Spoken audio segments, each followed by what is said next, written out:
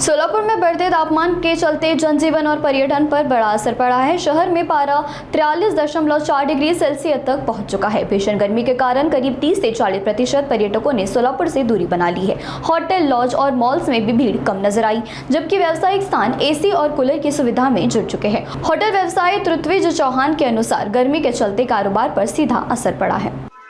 खरं तर सोलापूरमध्ये 44 डिग्री हा पारा चढलेला आहे आणि याचा थेट फटका पर्यटनावर बसत आहे।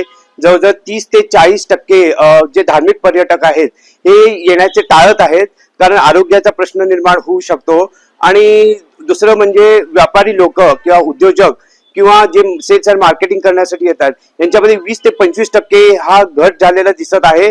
आणि याचा आर्थिक फटका, या सर्व गोष्टींचा आर्थिक फटका हा सोलापूर जिल्ह्याला आणि सोलापूर शहराला बसताना दिसत आहे।